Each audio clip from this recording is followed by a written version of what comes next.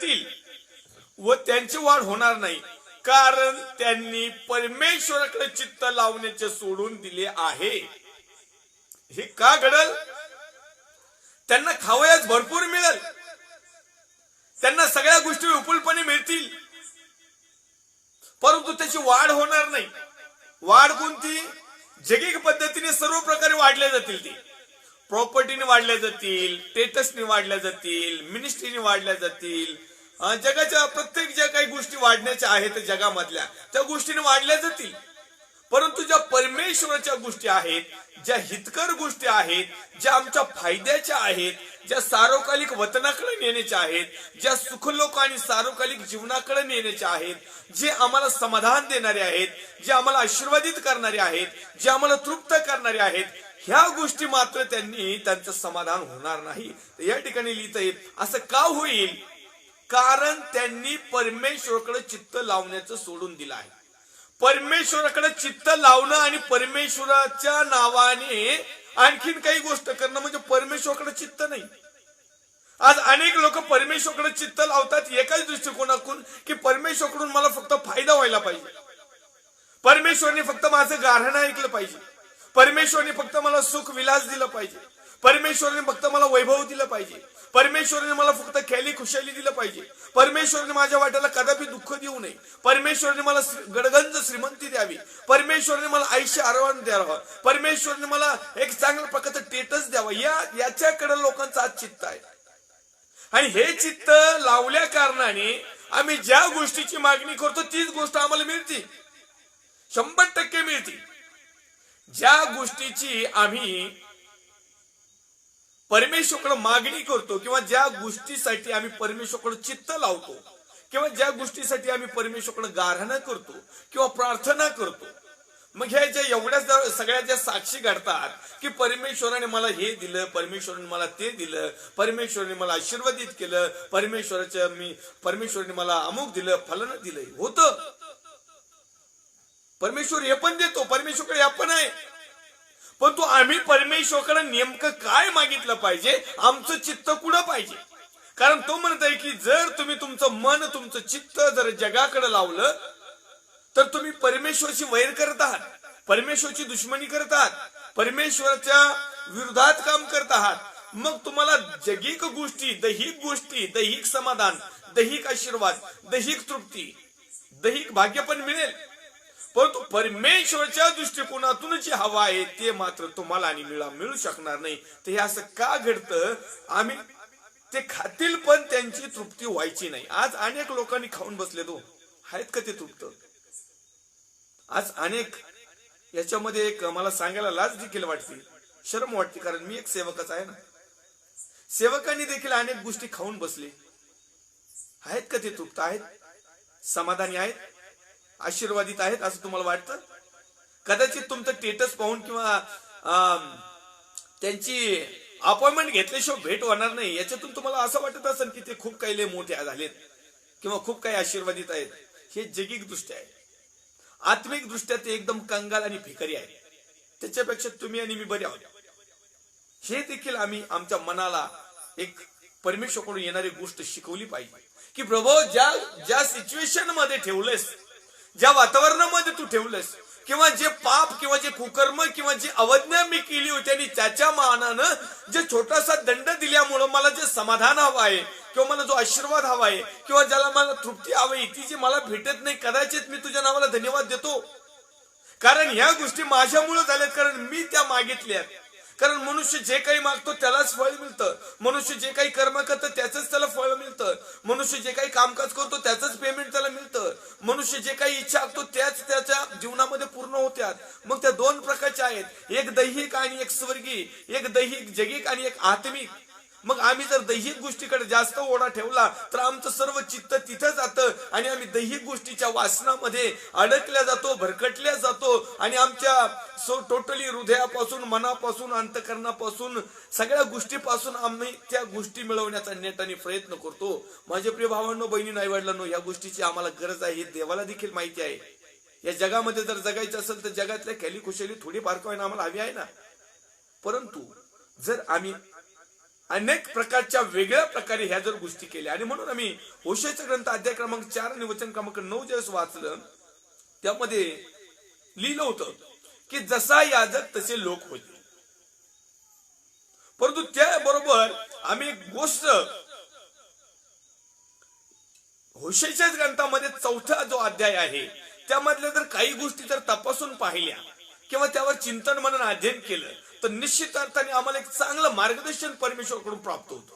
कारण आम्ही पहिल्या वचनापासून जर सुरुवात केली होशेयाचा ग्रंथ अध्याय क्रमांक 4 मध्ये, तर त्यामध्ये लिहिले, इस्रायल लोक हो, परमेश्वराचं वचन ऐका, कारण देशातून सत्य, दया व देवज्ञान नाही तशी झाल्यामुळं परमेश्वर या देशाच्या रहिवाशाबरोबर वाद करीत आहे. आज परमेश्वर तुमच्या आणि माझ्या बरोबर वाद करतोय, वार्तालाप करत आहे, प्रश्न उत्तराचा तास आहे. आज आम्ही चिंतन मनन अध्ययन करत आहोत. ह्या गोष्टी त्याने होशेयाच्या ग्रंथामध्ये अध्याय क्रमांक 4 वचन क्रमांक 1 पासून आम्ही काही गोष्टी पाहिल्या. आपला विषय धन्य, समाधानी, ऐश्वर्यवादी, सार्थक, तृप्त, लक्की, भाग्यशाली असल्या कारणाने ज्या ज्या ठिकाणी धन्य किंवा समाधानी किंवा ऐश्वर्यवादी किंवा सार्थक किंवा तृप्त किंवा लक्की किंवा भाग्यशाली ह्या वचनामध्ये जो हा शब्द येतो तेच वचन आपण चिंतन मनन अध्ययनासाठी घेतलेले आहे. परंतु त्याच्यापूर्वीचा जर बॅकग्राऊंड आम्ही बघितला, हे शब्द हे वचन परमेश्वराच्या सेवकाद्वारे आमच्यापर्यंत कसं पोहोचलं तर त्याची हिस्ट्री देखील आम्हाला माहिती असणं खूप गरजेचं आहे. परंतु आपण एपिसोडला किंवा आपण त्या चिंतन मनन अध्ययनाला एक वेगळा फाटा फुटू नये म्हणून आम्ही सातत्याने गेल्या अनेक 50-51 भागामध्ये आम्ही केवळ त्याच शब्दावर चिंतन मनन अध्ययन करतो. परंतु आम्ही थोडासा बॅक फ्लॅश जर पाहिला तर त्यामध्ये लिहित आहे की तृप्त का होणार नाही, का तृप्त होणार नाही. परमेश्वराकडे चित्त लावणीचं सोडून दिलंय, पण का तृप्त होणार नाही, आणखीन पण काही कारण असतील ना. त्या कारणापैकी एक सत्य आमच्या जवळ नाहीये, दुसरं कारण दया आमच्या जवळ नाहीये, आणि तिसरं महत्वाचं कारण देव ज्ञान आम्हाला नाही. आम्हाला जगिक ज्ञान आहे, आम्हाला पुस्तकाचं ज्ञान आहे, आम्हाला जगातल्या शास्त्री किंवा सायंटिस्ट म्हणा किंवा मेडिकल लाईनचं म्हणा किंवा पॉलिटिक्स राजकारण म्हणा किंबहुना तोडफोड जे काही XYZ जगातलं जेवढं काही ज्ञान आहे ते ज्ञान आहे, परंतु दैवी ज्ञान नाही, देवाचं ज्ञान नाही. देवाचं ज्ञान असलं तर मनुष्य सत्यामध्ये समर्पित होतो, तो दया पण करतो. तर या ठिकाणी काय झालेलं, आमच्याकडे सत्य नाही तसं झालं, दया पण आमच्याकडे राहिली नाही आणि देव ज्ञान पण राहिलं नाही. त्याच्यामुळे परमेश्वर म्हणत आहे की या गोष्टी तुमच्याजवळ आहेत की नाही याची तपासणी तुम्ही करा. जर या गोष्टी तुमच्याजवळ आहेत, ज्याच्याजवळ सत्य आहे, ज्याच्याजवळ दया आहे, ज्याच्याजवळ दैवी ज्ञान आहे, त्याला समाधान आहे, त्याला आशीर्वाद आहे, तो ज्याचं जीवन सार्थक झालं समजायचं, तो तृप्त झाला, तो लक्की आणि भाग्यशाली समजायचा. पण ह्या गोष्टी जर आमच्या जवळ नाही तर आम्ही समाधानाची अपेक्षा करू नये. आणि जर आम्हाला समाधानाची अपेक्षा हवी आहे किंवा आमचा आशीर्वाद आम्हाला मिळवायचा आहे तर आम्हाला सत्य आणि दया आणि देवज्ञान स्वीकारावं लागेल. जोपर्यंत सत्य, दया व दैवज्ञान आम्ही स्वीकारित नाही तोपर्यंत आम्हाला समाधान मिळणार नाही. हा, तुम्ही जगातल्या जर गोष्टी स्वीकारल्या तर जगाच्या दृष्टिकोनातून जगातलं समाधान होईल, जगातले आशीर्वाद मिळतील, जगामध्ये आम्ही तृप्त होऊ. परंतु मी तुम्हाला पुन्हा एक वार सांगेन, गेल्या 51 भागामध्ये मी सातत्याने देवाचा आत्मा सांगत आहे की जगामधली कुठलीही गोष्ट आम्हाला मिळाली तरी त्या गोष्टीमध्ये तृप्ती होत नाही. मग ते पैसा असो, बंगला असो, गाड्या असो, घोड्या असो, स्टेटस असो, काय दुनियातली कुठली गोष्ट असो, दुनियातली कोणतीही गोष्ट कितीही मिळाली तरी कुठल्याच मनुष्याची आतापर्यंत तृप्ती झालेली नाही. आणि म्हणून ज्याची तृप्ती झाली त्याने दैवी आशीर्वाद घेतला, ज्याचे आतापर्यंत त्याच्याजवळ दया, सत्य, दैवज्ञान मिळाले. आणि म्हणून पुढे आणखी तो म्हणत आहे, शपथ वाहून ती मोडणे. आम्ही अनेक वेळेस शपथ वाहिली. शपथ वाहणं म्हणजे काय, करार करणं, आनभाग करणं, वचन देणं. आम्ही अनेक वेळेस वचन देऊन ते तोडलं, त्यामुळे आमच्या जीवनात समाधान नाही. आता आम्ही अनेक लोकांना वचन दिलं, कधी आई वडील, मुलगा मुलगी, बाप, नातेवाईक, शेजारी, पाळक, चर्च, मिनिस्ट्री, मोठे संदेष्टे, देवाचं वचन, पवित्र आत्मा, प्रभू येशू, परमेश्वर, अनेकांना आम्ही वचन दिलं, परंतु ते आम्ही वचन मोडलं. म्हणजे काय केलं, आम्ही करार केला. या ठिकाणी वचन लिहित आहे, शपथ वाहून ती मोडली. आम्ही अनेक वेळेस होतो, शपथ घेतली म्हणजे करार केला, वचन दिलं, परंतु ते आम्ही वचन पाळलं नाही, म्हणून आमच्या जीवनात समाधान. आम्ही वचन पाळणं खूप महत्वाचं आहे. म्हणून पवित्र शास्त्र जुन्या करारामध्ये सांगत होतं की एक, नव्या करारात देखील त्याचा रेफरन्स आहे. तो म्हणतो एक तर तू कुठल्या प्रकारचा नवस करू नको. नवस करणं म्हणजे काय? करार करणं, अनभाग करणं, वचन देणं, एखाद्या गोष्टीवर ठाम राहणं. तो म्हणत आहे की एक तर तू नवस करूच नको आणि केला तर फेडायला विसरू नको. आम्ही नवस करतो घेण्यासाठी आणि ज्यावेळेस परमेश्वर आम्हाला ती गोष्ट देतो त्यावेळेस आमच्या ध्यानात उपकार स्तुती राहत नाही, देवाचे आभार राहत नाही. तो नवस ज्या गोष्टीचा केलाय किंवा जे आम्ही काही शब्द बोललो ते आम्ही खरे करत नाही, ते आम्ही मोडून काढतो आणि म्हणून आमच्या जीवनामध्ये समाधान नाही, आशीर्वाद नाही, सार्थकता नाही, तृप्त नाही. याच्यामध्ये देवाचे सेवक देखील आहे. हो यस, ते देखील वचन देतात, परंतु स्वतंत्रतेचे वचन देऊन गुलामगिरीत घेऊन जातात. आणि हे ओळखण्यासाठी सत्य आम्हाला माहिती असणं, दया आमच्या जवळ असणं आणि दैवी ज्ञान आमच्या जवळ असणं, जगातलं नाही, दैवी ज्ञान आमच्या जवळ असल्यानंतर आम्ही या सगळ्या गोष्टी करू शकतो. आणि म्हणून पुढे तो लिहित आहे, मनुष्य वध करणे. मनुष्य वध, वध म्हणजे डायरेक्ट खलास करणं किंवा मारूनच टाकणं असं नाही. अहो, मनुष्याचं मन जरी ओढलं तर मनुष्य वध होतोय. मनुष्याची आज्ञाभंग करून त्याला नाराज जरी केलं तर मनुष्य वध होतो. तुम्हाला त्याचं शॉर्टकट उदाहरण सांगतो. नव्या करारामध्ये असं सांगतंय, जुन्या करारामध्ये देखील एक नियम होता. व्यभिचार करताना जर एखाद्या स्त्रीला किंवा पुरुषाला पकडण्यात आलं तर मोशेच्या नियमशास्त्रानुसार त्याला धोंडमार करून जीवच मारायचं, हा नियम होता. आणि अशा प्रकारचा नियम बराच काळ चालू होता. परंतु नव्या करारामध्ये जर आम्ही नियम पाहिला तर तो नियम इतका काही कठोर करण्यात आलाय. त्या नियमामध्ये असं लिहिलेलं आहे की जो कोणी दुसऱ्याच्या संदर्भात आपल्या मनामध्ये तशी कल्पना करतो तो देखील व्यभिचारच करतो. म्हणजे कृती आणि आचरण करण्याचा जो व्यभिचाराचा प्रकार आहे ना, तसाच आम्ही आमच्या मनात तशी कल्पना जरी केली तरी ते व्यभिचाराचं पातक होतं. आणि हे दोन्ही पातक सारखेच आहेत. आणि म्हणून आम्हाला दैवी ज्ञान, ओरिजिनल, खरं, सत्य, परमेश्वरापासून आलेल्या गोष्टी माहिती पाहिजे. आम्हाला वाटतं व्यभिचार न करणं म्हणजे काय? परस्त्री किंवा परपुरुषाचं लोभ न धरणं, बस म्हणजे आम्ही व्यभिचार करत नाही. परंतु मनामध्ये तशा संकल्पना जागून ठेवणं याला देखील व्यभिचारच म्हणतात. या गोष्टी आम्हाला समजल्या पाहिजे. आणि या गोष्टीचं ज्ञान देवाच्या प्रिय लोकांनी त्या लोकांना दिलं पाहिजे. ही एक शोकांतिका आहे की आजकाल सत्य सुवार्ता कोणी सांगत नाही आणि जे कोणी सांगतील देवाचे सेवक त्यांचं कोणी ऐकत नाही. मग समाधान कसं मिळेल? आशीर्वादित कसं हो? आमच्या जीवनाचं सार्थक कसं बनल? तृप्त, लक्की, आम्ही भाग्यशाली कसं ठरू?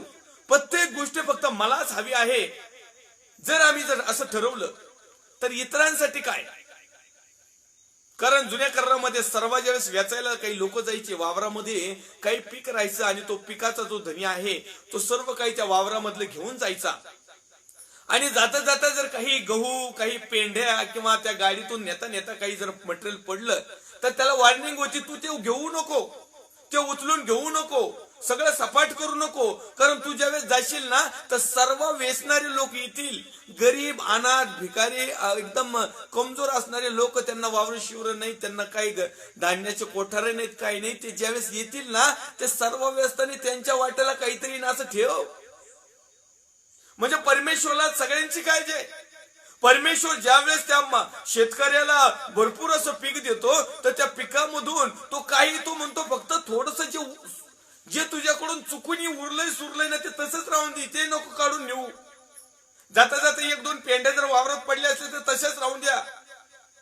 कारण येणारे सर्व व्यसनारी येतात. तुमचं पीक काढून गेल्यानंतर, आमच्या खेडेगावकडे एक सिस्टीम आहे, सगळं पीक काढून नेल्यानंतर गाडी बिडी सगळं घेऊन गेल्यानंतर त्या घरातले लोक जातात आणि जे काही पाठीमागं पडलंय, सांडलंय, कुठं जर कमजोर राहिलंय किंवा चुकून राहिलंय हे जाऊन परत घेऊन येते. हा नियमशास्त्राने सर चुकीचा नियम आहे.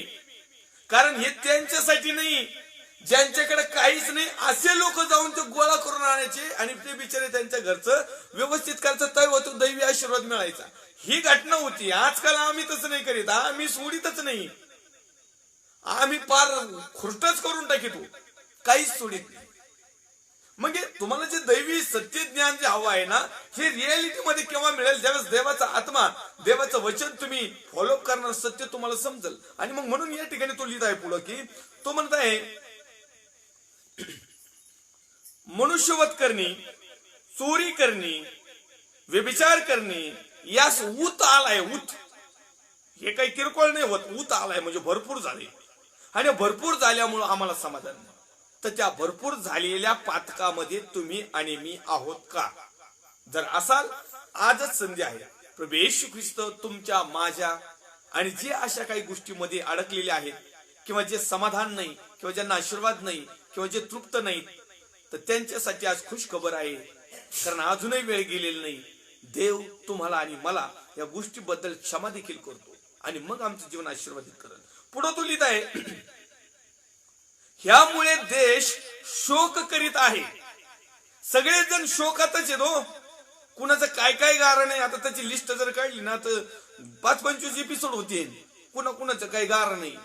अहो एवढे छोटे मोठे गारण आहेत ना, तर ते सांगता येणार नाही. प्रत्येकाची समस्या प्रत्येकाला माहिती आहे. आपण सहजासहजी म्हणतो, अहो पास्टर पाळक साहेब तुम्हाला काय माहिती माझ्यावर काय बितलंय. अहो पाळक साहेब तुम्हाला काय सांगू मी किती समस्येत आहे. अहो पाळक साहेब तुम्हाला काय सांगू मला काय काय प्रॉब्लेम आहे, मी कसं कसं जगतो, कशी जगते मी, कसं एवढे वर्ष बाहेर काढलेत, कसं तुम्हाला काय सांगायचं, तुम्हाला काय कळतंय. या समस्याची लिस्ट लय मोठी. पण हे काय, याचं पाठीमागचं रिझन तुम्ही आणि मी शोधलंय का? समाधान जर आम्हाला मिळवायचं असेल, आशीर्वादित जर व्हायचं असेल, तृप्त जर व्हायचं असेल, तर गत झालेल्या गोष्टी सोडून येणाऱ्या आशीर्वादासाठी आम्ही कशा प्रकारे सक्षम पाहिजे हे आम्हाला समजलं पाहिजे. येणाऱ्या दिवसामध्ये जर कदाचित आमच्या जीवनामध्ये जर सत्य नाही, तर आम्ही ते सत्य स्वीकारलं पाहिजे. येणाऱ्या दिवसामध्ये जर आम्हाला आशीर्वादित व्हायचं आहे आणि आम्ही जर दया केलेली नाही, तर आम्हाला दया करावी लागेल. येणाऱ्या दिवसामध्ये आम्हाला आशीर्वादित, समाधानी, तृप्त, लक्की, भाग्यशाली, सार्थक, धन्य जर बनायचं असेल, तर आम्हाला दैवी ज्ञान स्वीकारावं लागेल. सत्य आम्हाला स्वीकारावं लागेल. आणि सत्य जरा कडू आहे, सत्य जरा कडक आहे, सत्य जरा पार छेदून फेदून जाणार आहे, पण हे खरंय. ह्या गोष्टी जर आमच्या जीवनात असेल, तर समाधान, आशीर्वाद, सार्थक, तृप्त तुमच्या आणि माझ्यासाठीच परमेश्वराने बनवले. परमेश्वर म्हणतो का दुष्टांना समाधान मिळू द्या, दुष्टच लोक आशीर्वादित होऊन द्या, हैवान इब्लीस तृप्त होऊन द्या, असं म्हणतो का? परमेश्वरची योजना आहे की माझ्या लोकांनी समाधानी व्हायला पाहिजे, माझे लोक आशीर्वादित व्हायला पाहिजे. ज्या लोकांसाठी मी माझं पवित्र बलिदान केलं, ज्यांनी मला स्वीकारले, हे लोक आशीर्वादित होणं ही परमेश्वरची योजना आहे. परंतु आज आम्हाला हेच आशीर्वादासाठी रडत राहावं लागतं, कुढत राहावं लागतं, चिंता राहावं लागत. त्या जगामध्ये आम्ही ते शोधतो. ते आशीर्वाद जगामध्ये नाहीत, जे परमेश्वराजवळ आहेत. आणि म्हणून माझे प्रिय भावांनो, बहिणी, आई वडिलांनो, आम्हाला आज बऱ्याचशा गोष्टी शिकणं खूप महत्वाचं आहे. आणखी तो पुढे म्हणत आहे, तू दिवसा ठेच खाशील, रात्री तुझ्यासह संदेष्टाही ठेच खाईल, आणि मी तुझ्या आईचा नाश करीन. ज्ञानाच्या अभावी माझ्या लोकांचा नाश झाला आहे. हे काय झालंय? हे आमच्याकडे समाधान का नाही? आम्ही पाहिलं दैवी ज्ञान नाही. परंतु इथं स्पष्टरित्या तो वचन म्हणत आहे, होशे 4:6 मध्ये, ज्ञानाच्या अभावी माझ्या लोकांचा नाश झाला आहे. आता तुम्ही म्हणाल का, मग आम्ही काय अज्ञानी आहेत का? आम्ही काय मूर्ख आहेत का? आम्ही काही शिकलेलो नाहीत का? तुम्ही आहेत काठावर 10वी पास. आता मी 10वी पास काठावर आहे. मग तुम्हाला जेवढं ज्ञान आलंय का? आम्ही BA LLB MP कॉम्बी काय असं नसते. ते ज्ञान काही कामाचं नाही. दैवी ज्ञान, सत्याचं ज्ञान, खरेपणाचं ज्ञान, शहाणं करणारं ज्ञान, तारणारं ज्ञान, पश्चातापाचं ज्ञान, देवाला ओळखण्याचं ज्ञान, निर्माणकर्त्याला स्मरण्याचं ज्ञान, त्याने सांगितलेल्या आज्ञाविधी पाळण्याचं ज्ञान, हेच ज्ञान लोकांना राहिलं नाही. बाकीचं ज्ञान भरपूर आहे हो. म्हणून तो 6व्या वचनामध्ये लिहित आहे, होशे 4:6 मध्ये, ज्ञानाच्या अभावी माझ्या लोकांचा नाश झाला आहे. पुढे तो म्हणत आहे, तू ज्ञानाचा अवेर केला, म्हणजे तू सत्याचा अवेर केला, तू आज्ञा पालनाचा पार फालुदा करून टाकला, तू पवित्रतेचे वाट लावून टाकली, तू शुद्धतेचा तर पार कचरा करून टाकला. म्हणून मीही तुला अवेर करीन. म्हणून परमेश्वराकडून आम्हाला समाधान नाही. म्हणून परमेश्वराकडून येणारे आशीर्वाद आमच्या जवळ नाही. म्हणून परमेश्वराकडून येणारी तृप्तता आमच्यामध्ये नाही. आम्ही वारंवार या 50-51 भागामध्ये चिंतन मनन अध्ययन करीत असताना या विषयावर आम्ही सातत्याने बातचीत करत आहोत. म्हणून माझे प्रिय भावांनो बहिणींनो वडिलांनो, आजही वेळ गेलेली नाही. आम्ही ज्ञान संपादन करावं. दैवी ज्ञान, सत्याचं ज्ञान. देवाचे सेवक आहेत ना तुम्हाला ज्ञान पाजायला, ओळखा ना त्यांना तुम्ही. देवाचे अभिषिक्त आहेत, मोठी PhD केलेली आहेत, मोठी डॉक्टरीन केलेली आहेत, मोठमोठाले मिनिस्ट्री आहेत, मोठमोठाले पिक्चर आहेत, मोठमोठाले ज्ञानी पंडित आहेत. यांचं जनरल नॉलेजचं काही घेणं देणं नाही आपल्याला. हे दैवी ज्ञान समजण्यासाठी तुम्हाला आणि मला पहिलं प्रभू मध्ये समर्पित व्हावं लागेल. नाही तर आमच्यासारखे येऊन तुम्हाला कधी चुना लावून मोकळे होते. नाहीतरी बऱ्याच लोकांना चुना लावून मोकळेच झालेले ते याजक लोक. त्याच्यात तर काही वादच नाही.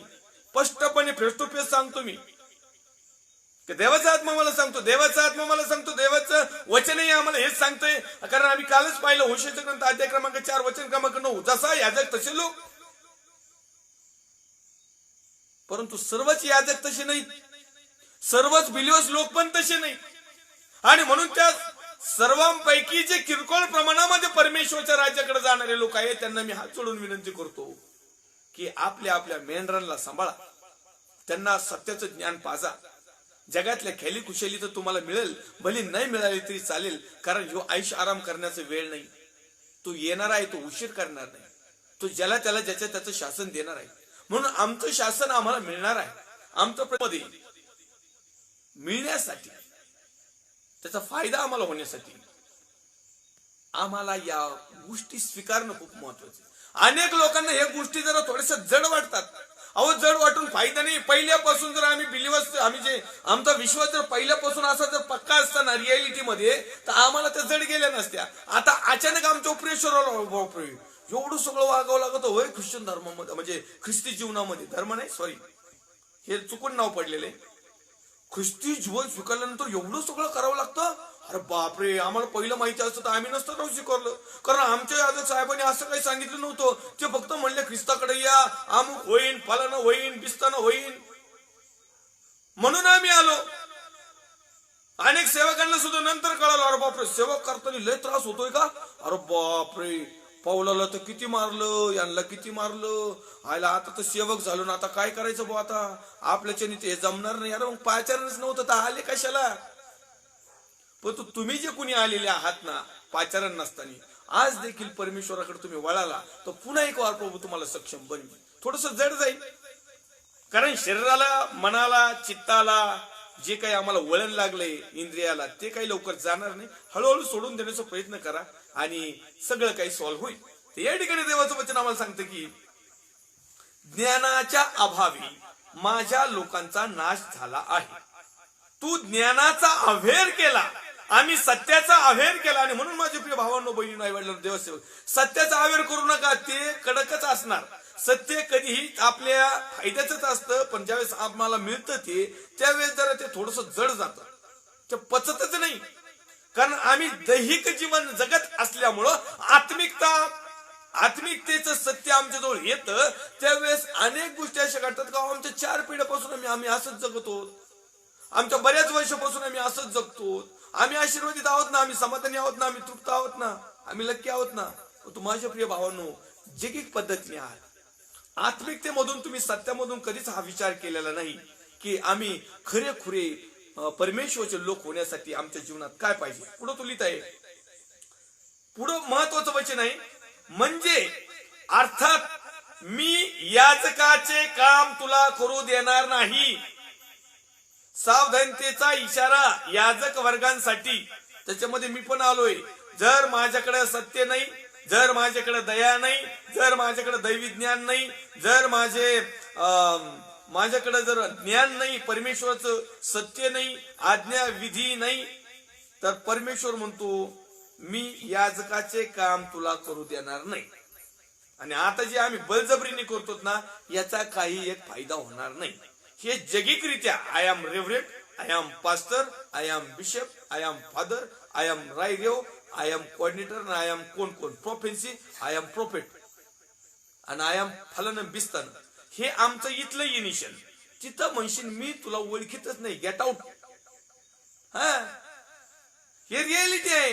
अहो इथं सरळ सरळ होशेच्या ग्रंथ अध्याय क्रमांक 4 वचन क्रमांक 6चा सेकंड लाईन जर तुम्ही वाचलं तर त्याच्यामध्ये लिहिलेलं आहे, अर्थात मी याजकाचे काम तुला करू देणार नाही. तू आपल्या देवाचे धर्मशास्त्र विसरलास म्हणून मीही तुझ्या मुलास विसरन. आता मुलांना देणं ठेवा, मुलास विसरन म्हणजे मी जरी भाग केलेला आहे ना अब्रामाला आणि अब्रामाच्या कुळाला आशीर्वाद देईन, तर मग इथं पुढे हे पण आहे का, तो म्हणतो मी विसरून जाईन. मग कारण जवळ संधी ना तवर संधी, पण त्या संधीचा जर एकदा गेली तो म्हणतो सरळ मी विसरन, मग मला काय बाकीचं घेणं देणं नाही, मग मी याच कालाने मोजणार. मग तो कोणी याचक असेल ना त्यालाही पण नाही सोडणार आणि त्याच्या पोरांना नाही सोडणार, कुणालाच नाही सोडणार. आणि म्हणून तो स्पष्ट वॉर्निंग स्पष्ट देतोय. पुढे तो लिहित आहे, तस तसे ते मजविरुद्ध, हा पुढे लिहूया, जस जशी यांची संख्या वाढत गेली तस तसे ते मजविरुद्ध पाप करीत गेले. कुणाची संख्या? याजकांची संख्या, बिलिव्हर्स लोकांची संख्या, लीडर्स लोकांची संख्या, जे हेडलाईन्सला येतात ना, जे प्रभूच्या नावाखाली जे काही, यांची संख्या जस जशी वाढत गेली ना तस तसं पुढे काय झालं बघा. देवाचं वचन सांगताय, मी माझ्या मनाने काही नाही सांगत. तस तशी ते मजविरुद्ध पाप करीत गेले. म्हणजे धर्माचरण करण्याच्या ऐवजी, सत्य वागण्याच्या ऐवजी, ज्ञानाने वागण्याच्या ऐवजी, दया करण्याच्या ऐवजी, परमेश्वरच्या नियोजन चालण्याच्या ऐवजी यांच्या मनाने सुरू झाले. आमकी फलानी मिनिस्ट्री, तमकी मिनिस्ट्री. काही काही लोकांना मिनिस्ट्रीचे नाव सापडलं, त्यांनी बायकाच्या नावाने मिनिस्ट्री केल्या, काही काही आडनावानी केल्या, काही काही स्वतःचेच नाव घेतले. आता त्यांना प्रभूचं नाव घ्यायला सुद्धा लाज वाटायला लागली. ही पण परिस्थिती आहे. तो म्हणतो इथं जर काम करीत असेल ना तर काही अडचण नाही, पण मी यांना मी पाठवलंच नाही. हे बळद झाले, आणि जेवढे जेवढे बळद झाले ना ते जगातल्याच गोष्टी करतात. परंतु ज्यांना ज्यांना ओरिजिनल पाचारण परमेश्वरापासून झालं ना ते प्रत्येक याजक सत्यामध्ये समर्पित आहेत आणि ते सत्यच लोकांना शिकवतात. भले त्यांच्या चर्चला कुणी येऊ नाही तर नाही येऊ, स्पष्ट फेस टू फेस. ही रियालिटी सत्य ना असत्यामध्ये ते समाधानी आहेत. ते कुणाला हात मागत नाही. तर लोक घरी आणून बळच देते, ते नको म्हणले तरी, जरी लोकांना दिलं तरी ते आणखीन लोकांची मदत म्हणून वाटून टाकतात. ते गबुळ आपल्या घरातच नाही ठेवीत.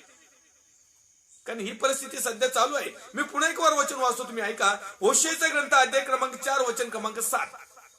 जस जशी यांची संख्या वाढत गेली तस तसे ते मजविरुद्ध पाप करीत गेली. म्हणजे ज्यावेळेस आम्ही आशीर्वादित झालो, संख्या वाढली, अनेक ग्रुप वाढला, सगळं मोठं झालं, तसं तसं यांनी पाप करायला सुरुवात केलं. म्हणजे थोडक्यात शॉर्टकट मध्ये मी सांगतो, 50 रुपये दानपात्र जर नसेल ना तर आता 50,000 जर मिळते, ते आणखीन पाप करायला लागले. आपल्या उदाहरण स्पष्ट सरळ सरळ असते, सत्य. पुढे तो लिहित आहे, मी त्यांचं वैभव पालटून त्यांची अप्रतिष्ठा करीन. असे कितीही देवाच्या नावाखाली आले आणि कितीही लोकांना लुटले तर एक दिवस त्यांची अप्रतिष्ठा होणार. एक दिवस मी त्यांना खेचून काढणार, एक दिवस मी त्यांचा हिशोब घेणार, एक दिवस त्यांच्या तावडीतून मी माझे मेंढर सोडवणार, एक दिवस त्या दुष्टाच्या तावडीतून माझे सर्व लोक माझ्याजवळ आणणार. पण लोक हुशार झाले पाहिजे ना. मग पुढे आपलं चिंतन मनन देण्याचं वचन होतं 9व्या क्रमांकाचं, जसा याजक तसे लोक असे होईल. आणि म्हणून मी सल्यूट करतो काही काही याजक वर्गांना, पास्टर साहेबांना सल्यूट करतो. Praise the Lord. ते जसे आहेत ना त्यांचे लोकही तसेच आहेत. क्लिअर, एकदम क्लिअर आहेत. याजक क्लिअर बोलतो ना त्याचे लोकही क्लिअर आहेत आणि त्यांची सेवाही क्लिअर आहे. पण जे जे लाभासाठी याजक काम करतात ना त्यांचे लोक पण असेच आहे, टोप्या मारणारी. ही वस्तुस्थिती ही होशेच्या ग्रंथामध्ये दाखवली. मी माझ्या मनचं काही सांगत नाही आणि मला तो अधिकार पण नाही. मग आमचं जीवन समाधानी, आशीर्वादी, सार्थक, तृप्त, लक्की, भाग्यशाली, धन्य का नाही? कारण आमच्यामध्ये ह्या सगळ्या गोष्टी दिसत नाहीत. आमच्यामध्ये सत्य नाही, आमच्यामध्ये दया नाही, आमच्यामध्ये देवज्ञान नाही, आमच्यामध्ये व्यभिचार आहे, आमच्यामध्ये मनुष्यवध करणे, आमच्यामध्ये चोरी आहे, आम्ही रहिवाशाबरोबर वाद करतो, आमच्यामध्ये रक्तपात आहे, आमच्यामध्ये शोक आहे, आमच्यामध्ये वादविवाद आहे, आमच्यामध्ये असत्य आहे, आमच्यामध्ये अज्ञान आहे. आणि या सगळ्या गोष्टीचा खजिना आमच्या जवळ आहे. तर समाधान मिळेल कसं? परमेश्वराकडे येण्यासाठी, परमेश्वराकडून तो आशीर्वाद घेण्यासाठी परमेश्वराने ज्या काही गोष्टी दाखवलेल्या आहेत कारण परमेश्वर इस्रायलाशी वाद घालत आहे. इस्रायलाशी वाद म्हणजे विश्वासणाऱ्याशी वाद.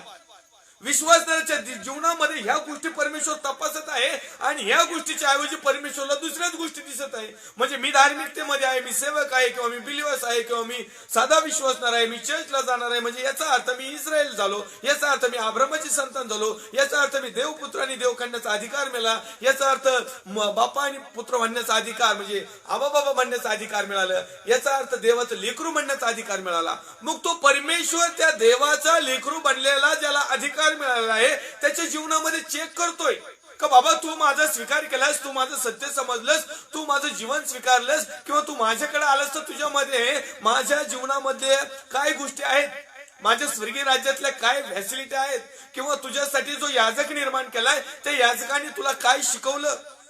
आज तो परमेश्वर आमच्याशी वाद घालत आहे. होशेच्या ग्रंथात अध्याय क्रमांक 4ची हेडलाईन्स आहे, इस्रायलाशी परमेश्वराचा वाद. आता तो वाद म्हणजे प्रेमाच आहे, कारण यातून सुटण्यासाठी तो आम्हाला साहाय्य आणि मार्गदर्शन करत आहे. यातून सुटण्यासाठी तो पश्चातापाची बुद्धी देत आहे. यातून सुटण्यासाठी सत्य स्वीकारण्यासाठी तो धैर्य ताकद देत आहे.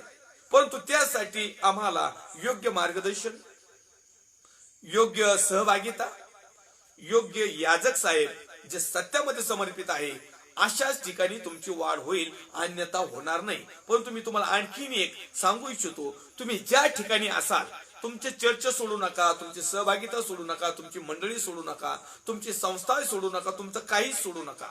फक्त दैवी वचन तुम्ही स्वीकारा, सत्य तुम्ही स्वीकारा, आणि जे तुमच्याकडे नाही ते तुमच्या याचकांना विचारा. आणि मग याचकांनी जर नाही सांगितलं तर मग शेवटी त्यांना प्रेज द लॉर्ड घाला. भले तुम्हाला चर्च नाही मिळालं तरी चालेल, घरी बसून देऊ नका, कारण जसा याजक तसे लोक बनतील. मग जर याजक स्वर्गीय राज्याचा जर आहे तर लोकही स्वर्गाच्यातला राज्याचे पाहिजे. याजक जर समाधानी आहे तर लोकही समाधानी पाहिजेत.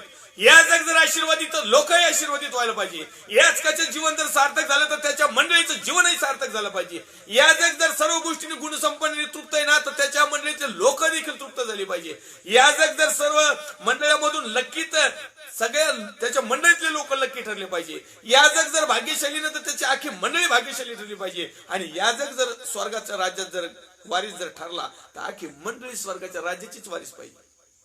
त्यावेळेस कुठंतरी मेळ बसेल, त्यावेळेस कुठेतरी आमची सेवा गुणसंपन्न बहुसमेत समाधानी आशीर्वादित होईल आणि नेहमी आम्ही सत्याच्या मार्गाने चालणारे लोक हो. परमेश्वरच्या नावाला मी धन्यवाद देतो. या ठिकाणी आणखीन आपल्या एक होशेच्या ग्रंथामध्ये अध्याय क्रमांक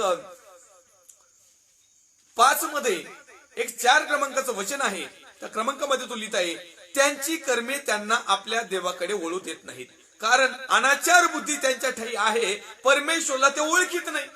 आता आपण सर्वजण प्रभूमध्ये आहोत, प्रभूमधले विश्वासू आहोत, प्रभूमध्ये जीवन जगत आहोत, तरी परमेश्वर म्हणतो की आमच्यामध्ये अनाचार बुद्धी आहे, आमच्यामध्ये चांगली बुद्धी नाहीये, आमच्यामध्ये सगळ्या प्रकारच्या कुकल्पना, आमच्यामध्ये सगळ्या जगातल्या गोष्टी भरलेल्या आहेत. आणि म्हणून काय झालेलं आहे की आम्ही जे कर्म करतोत ना, आमचे कर्म, आमच्या कृती, आमचं आचरण आम्हाला परमेश्वराच्या सत्याकडे येऊ देत नाही, देवाकडे वळू देत नाही. वचन सांगतंय त्यांची कर्मे त्यांना आपल्या देवाकडे वळू देत नाही, कारण अनाचार बुद्धी त्यांच्या ठाई आहे.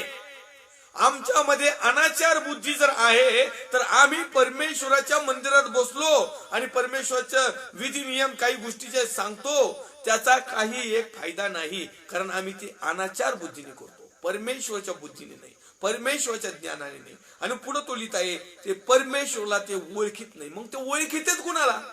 आम्ही सर्व जर परमेश्वराच्या राज्यात आहोत, आम्ही परमेश्वरची स्तुती आराधना करणारे लोक आहोत, आम्ही परमेश्वरावर विश्वास ठेवणारे लोक आहोत, आम्ही जर बिलिव्हर्स लोक आहोत, तर परमेश्वराच्या ठिकाणी म्हणतो परमेश्वरला नाही ओळखीत. मग आम्ही नेमकं ओळखीतो कुणाला? मग आमचं ओळखणं कसं आहे माहिती का? स्पष्टरित्या आम्ही एक तर आमच्या याजक साहेबांना ओळखीतो पहिला, कारण ते चिन्ह चमत्कार करतात ना. आम्ही आमच्या प्रोफेट साहेबांना ओळखीतो, कारण ते भविष्यवाणी सांगतात ना. आम्ही त्या भविष्यवक्त्यांना ओळखतो, कारण ते आमचे सगळं घरातलं इकडचं तिकडचं सगळं गाऱ्हाणं सांगतात ना. आम्ही परमेश्वरला ओळखीत नाही.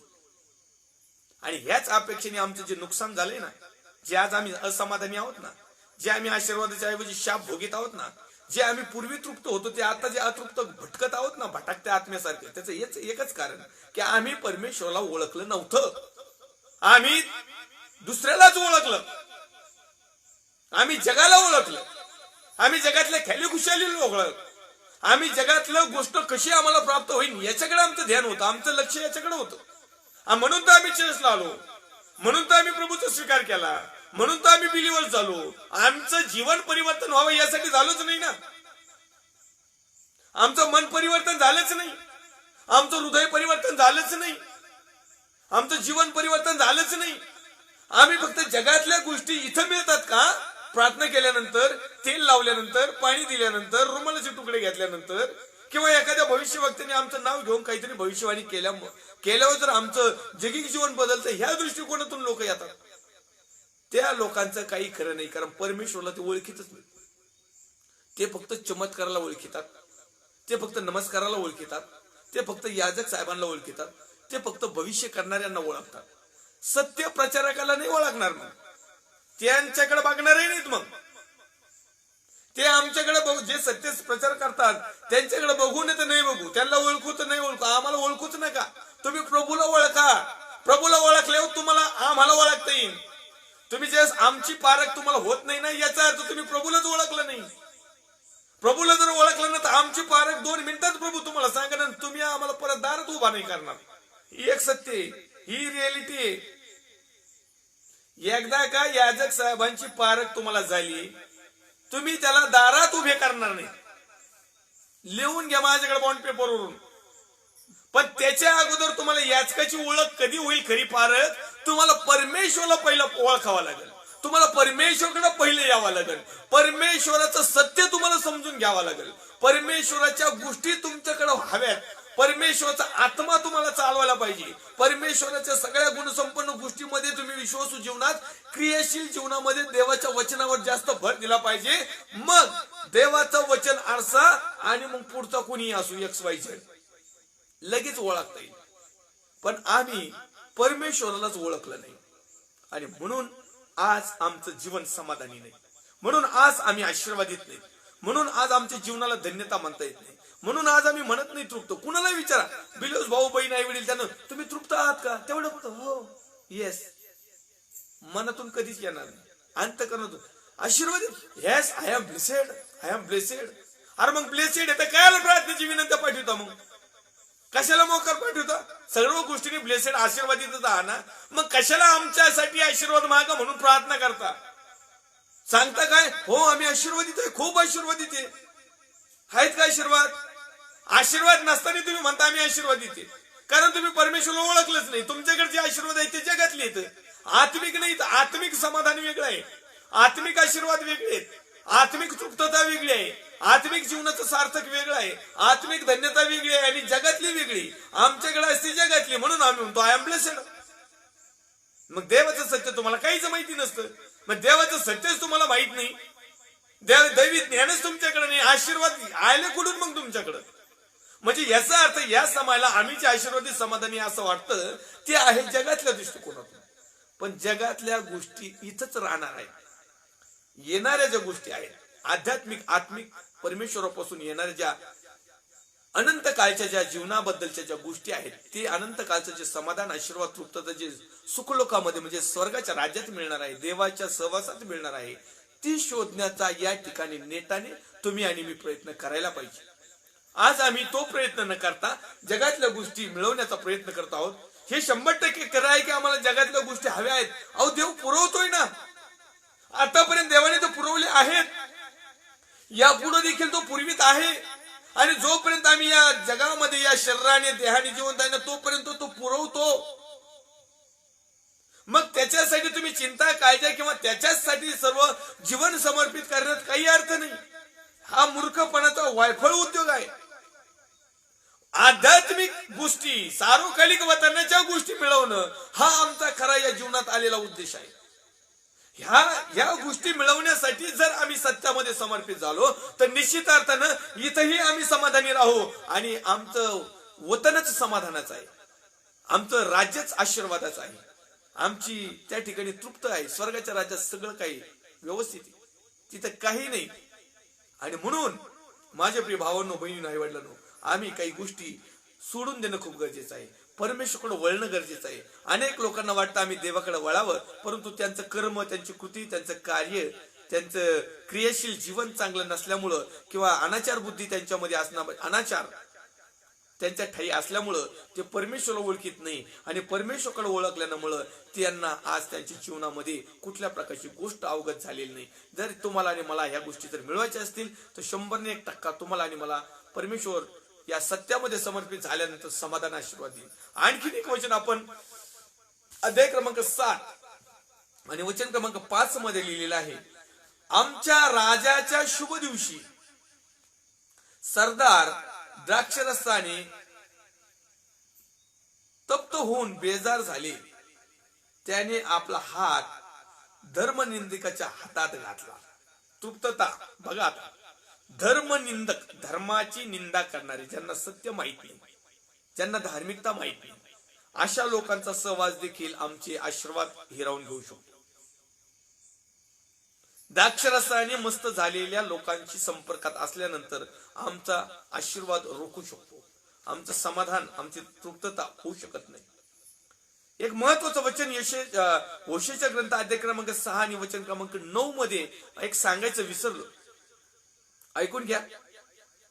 मनुष्यावर टपणाऱ्या लुटारूंच्या टोळ्यांसारखी याजकांची टोळी झाली आहे. मनुष्यावर टपणाऱ्या लुटारूंच्या टोळ्यासारखी याजकांची टोळी आहे. ते शखेमाच्या वाट्यावर खून करतात. त्यांनी महापाप केले आहे. आणि म्हणून सावधान, खोट्या शिक्षणापासून सावधान व्हा, खोट्या संदेशापासून सावधान व्हा, अँटी क्राइस्ट ख्रिस्त विरोधापासून सावध व्हा, पवित्र शास्त्राच्या व्यतिरिक्त शिक्षण देणाऱ्यांपासून सावध व्हा, गलत शिक्षण देणाऱ्या विषयापासून सावध व्हा, तेल बाटली पाणी त्याच्यावरच केवळ श्रद्धा आणि तेवढ्याच गोष्टीवर दुकान चालवणाऱ्यापासून सावध राहा. ज्या ठिकाणी देवाचं वचन क्लिअर रीती सत्य पद्धतीने सांगितले जाते त्याच ठिकाणी तुम्ही सामील व्हा. अन्यथा या ठिकाणी लुटारूंच्या टोळ्या आहेत.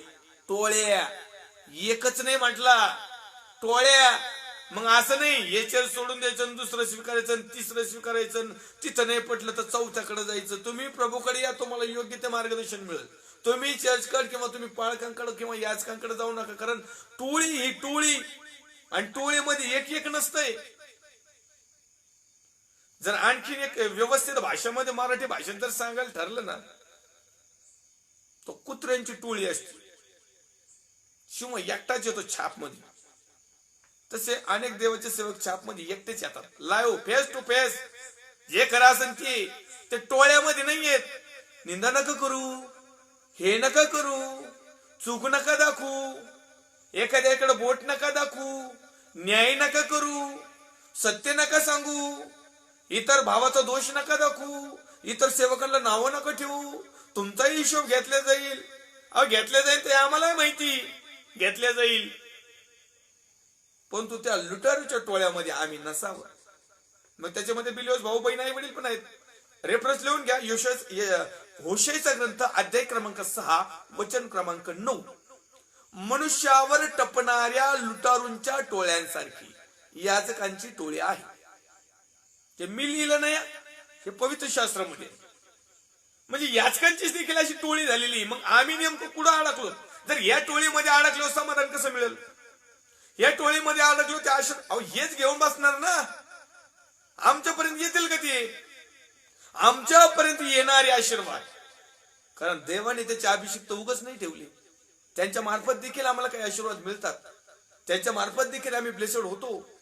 त्यांच्या मार्गदर्शनाने, त्यांना दिलेल्या दैवी आत्म्याने, त्यांच्या प्रकटीकरणाने, त्यांच्या सत्यानुसार, त्यांच्या समर्पणानुसार, त्यांच्या क्रियाशील जीवनामध्ये, त्यांनी सांगितलेल्या परमेश्वराच्या मध्यस्थीने, देवाच्या योजनेने, सुसंकल्पनाने, दैवी योजना ज्यावेळेस देवाचे अभिषिक्त सेवक सेविका आपल्यापर्यंत पोहोचवतात ना, ते देखील आम्हाला आशीर्वाद घेऊन येतात. परंतु त्यामध्ये काही गडबड घोटाळा आहे की लुटारूंच्या टोळ्यांसारखी काही बरेचसे आहेत. आणि म्हणून तुम्ही आणि मी शेवटच्या काळामध्ये टप्प्यामध्ये जीवन जगत आहोत. लुटारूंच्या टोळ्या भरपूर झालेल्या आहेत. आणि म्हणून सावधान राहा. तुमचं समाधान, तुमचा आशीर्वाद, तुमचं तृप्तता कुणी हिरावून घेऊ नये. तुमच्या सत्यता तुम्हाला असत्यात घेऊन जाऊ नये म्हणून वेळेच समय आहे तोच तुम्ही प्रभू येशू ख्रिस्ताचा स्वीकार करा, सत्याचा स्वीकार करा, आज्ञा विधीचा नियमाचा स्वीकार करा. थोडस जड जाईल, जाऊ त्या घडीवर, पण परत एकदा. नाही तर म्हणू नका मी लय दिवसाचा विश्वासणार आहे, 4 पिढ्याचा आहे. काही नाही.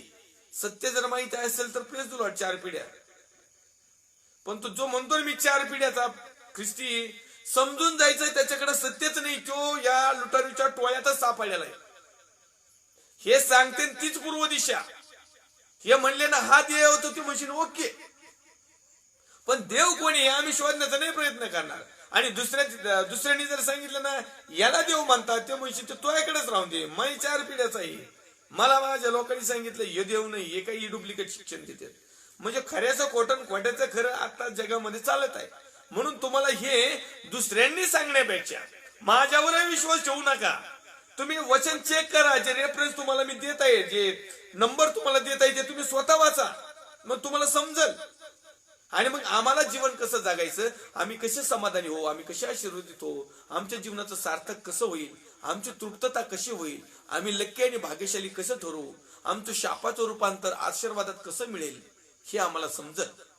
आणि म्हणून माझे प्रिय भावांनो, बहिणी, आई-वडिलांनो, परमेश्वरच्या नावाला मी धन्यवाद देतो. आणखीन एक रेफरन्स आपण होशेयाच्याच ग्रंथामधून अध्याय क्रमांक 12 आणि वचन क्रमांक 6 मध्ये आपण पाहणार आहोत. देवाचं वचन असं लिहित आहे या ठिकाणी, म्हणून तू आपल्या देवाकडे वळ, दया व न्याय यांचे पालन कर, आपल्या देवाची प्रतीक्षा करून राहा.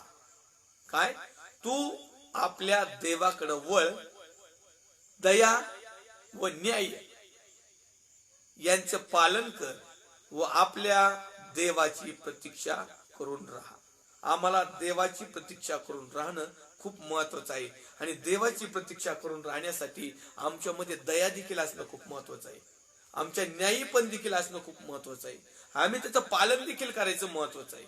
कारण बरेचशा अंश असं होतं की आम्हाला सांगायला खूप सोपं वाटतं, पण आमच्या जीवनात ज्यावेळेस घटना येतात त्यावेळेस त्या पाळण्यासाठी परमेश्वर आम्हाला ती प्रतिकृती किंवा ती परिस्थिती देखील निर्माण करतो. आणि म्हणून आम्हाला आशीर्वादित जर व्हायचं असेल तर एक गोष्ट महत्वाची आहे, तुम्ही आपणासाठी धार्मिकतेची पेरणी करा, म्हणजे प्रेमाची कापणी करा.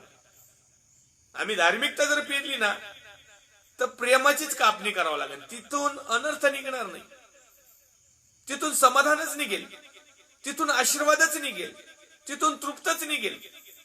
आता अपवाद आहे की काही लोक निधन त्याच्यात फिरून जातात रात्रीच्या रात्री, तो भाग वेगळा आहे. आम्हाला समजलं पाहिजे की निधन काय आणि प्युअर गहू काय. पुढे तुलित आहे, पडीत जमीन नांगरून काढा. आज आमची जमीन आहे ना पडलेली, पीडित पडकी, तिच्यात नुसतं काटे कुसळायची, चांगलापणा नाहीची. तर तू जमीन नांगरून काढा आणि ती जमीन देवाच्या वचनाच्या द्वारेच नांगरून निघाल.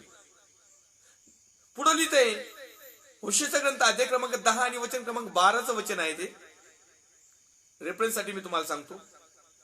तुम्ही आपल्यासाठी धार्मिकतेची पेरणी करा, म्हणजे प्रेमाची कापणी कराल. पडीत जमीन नांगरून काढा, कारण परमेश्वराने येऊन तुम्हावर धार्मिकतेची वृष्टी करावी. याकरिता त्याला शरण जाण्याचा समय आहे. आमच्यावर धार्मिकतेची वृष्टी झाली पाहिजे. पैशा पाण्याचा पाऊस नाही पडला पाहिजे. धार्मिकता धर्माने, न्यायाने, सत्याने निर्माणकर्त्याच्या दिलेल्या धावून एक रस्ता जो दिलाय त्या रस्त्याने याची वृष्टी व्हावी, याचा आशीर्वाद व्हावा, याची भरपुरी मिळावी, याचा वर्षाव व्हावा, हे भरपूर आम्हाला मिळावं. आम्हाला काय वाटतं, पैशाची वृष्टी व्हावी. काही लोक म्हणतात ना का पैशाचं काय पाऊस पडायचंय काय आता, आणि आमच्या घरात काय पैशाचं झाडे लावलंय काय गदा गदा हलवायला. म्हणजे आमच्या डोक्यात एकच, धार्मिकतेचं काही नाही, सत्याचं काही घेणं देणं नाही, आज्ञा पालनाचं काही घेणं नाही,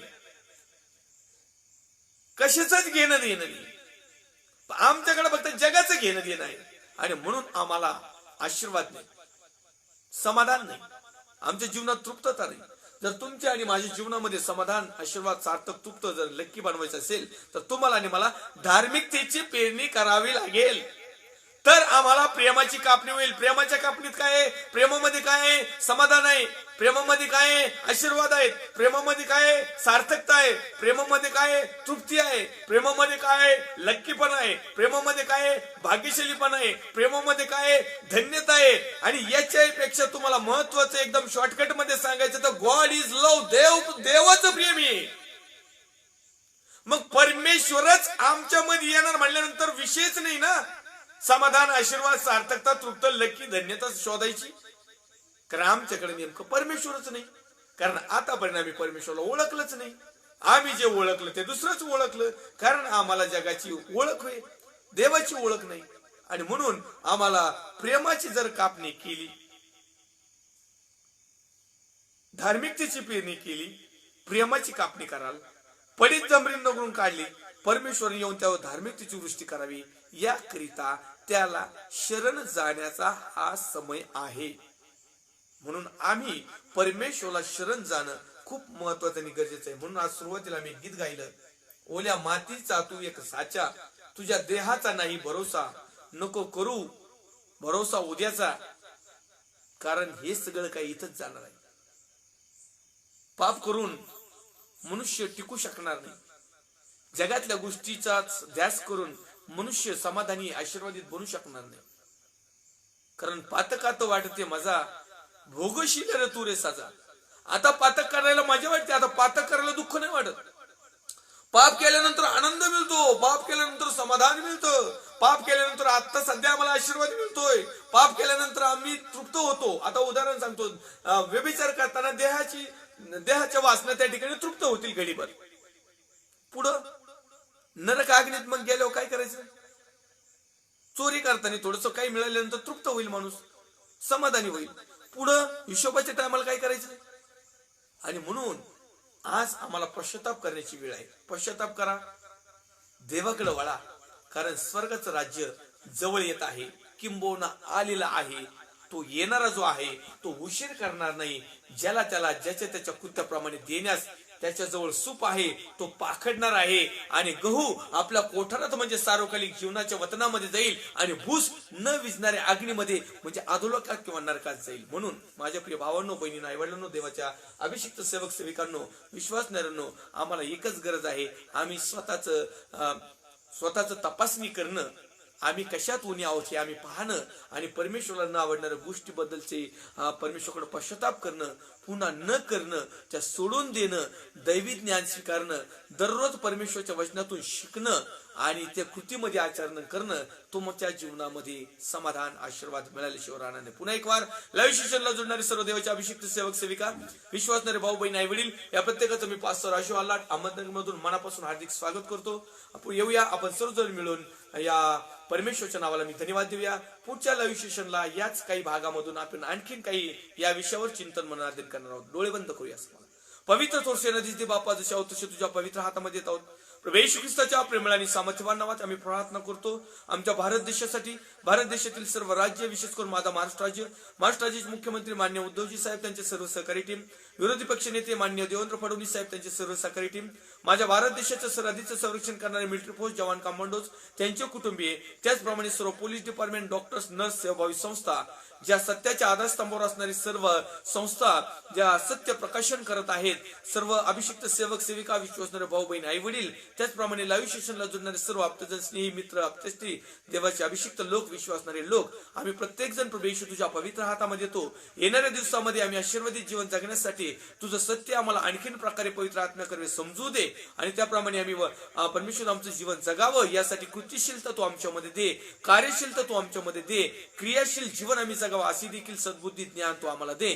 जे बंधनात आहेत, जोखडात आहेत, आजारात आहेत, जे चिंता, काळजी, टेन्शन, ताण, दबावामध्ये आहेत, जे आर्थिक परिस्थितीत अडकलेले आहेत, जे सैतानाच्या डावपेचामध्ये अडकलेले आहेत, जे ज्या गोष्टीमध्ये अडकलेले आहेत, प्रभू येशूच्या सामर्थ्यवान नावामध्ये प्रभू येशू प्रत्येकाच्या विश्वासाप्रमाणे त्यांच्या जीवनात तू अद्भुत बदल घडव आणि आम्ही प्रत्येकाने सत्यामध्ये समर्पित होऊन आमचं जीवन तुला समर्पित करून सार्वकालिक वतनाचे वाटेकरी व्हावा हा बहुमान आम्हाला मिळू दे अशी तू कृपा कर. आमच्या सर्व पापांची अपराध क्षमा कर.